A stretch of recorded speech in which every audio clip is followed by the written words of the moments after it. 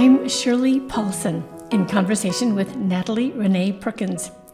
We're talking about my book, Illuminating the Secret Revelation of John, Catching the Light. And we invite you to listen in. One thing I'd like to start this conversation with is about that book and your role in it with your ministry. Like, how does this book that's not in the Bible fit with real ministry? What do you think about that? Oh, I think that there are so many different ways in which this book can intersect with ministry, real life ministry, right? In today's setting.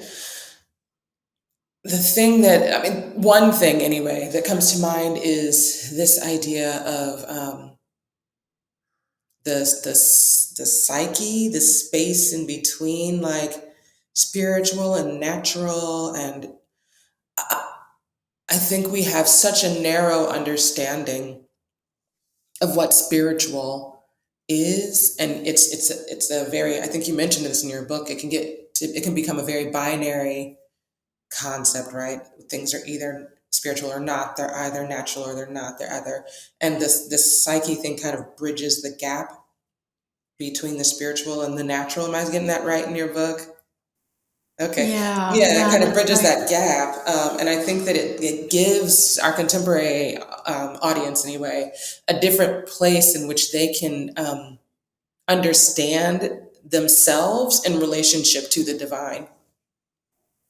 I think that's a huge point that you're bringing up, because I do think that sometimes even people who are very, very religiously oriented just don't know where to go with the idea that there's a divine and then there's our lives here and now. We don't know how to make the connection. We worship and we pray, but we don't really know what's happening. It's kind of just blind faith there. But I think this book does get into a clearer kind of explanation as to how you can understand yourself in that spiritual way, but you could also understand the tension between the two types of world we think.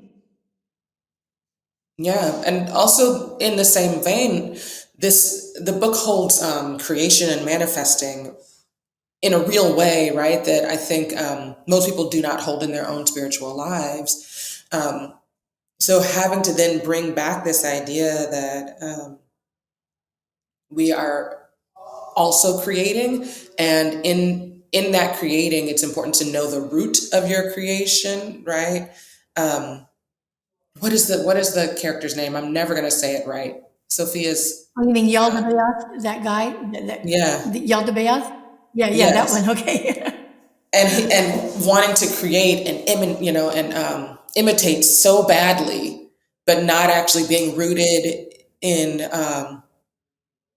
the light or what's good, or in the, what is it, the illuminating mind, something like Yeah, that. right. The Illuminating. Right, yeah.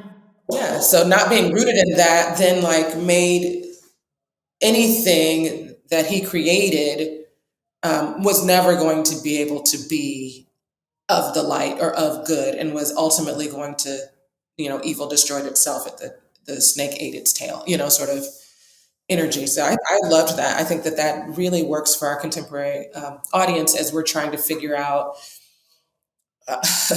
how to dismantle systems of oppression, and how, there's that Audre Lorde quote, the master's tools will never dismantle the master's house. But reading this made me think about, but the master's tools will do it itself, right? Like the tools in which the master is using and has created will ultimately destroy itself as well. And it just gave me a whole different kind of hope around our work today, Oh, that's so interesting for me to hear you talking about it in terms of confronting oppression. Because, I think back in antiquity, we didn't have the same kinds of issues with oppression, but it certainly was, I would say, oppression in the sense that the Romans were making life so impossibly difficult for people who were not Roman to even exist. And so this text, I think, was sort of written for people who felt like they had no alternative, nowhere to go. Yep, exactly. Thanks for being with us. We've been talking about my book, Illuminating the Secret Revelation of John, Catching the Light, published by Cascade Books, which is available on the website earlychristiantexts.com or your favorite bookseller.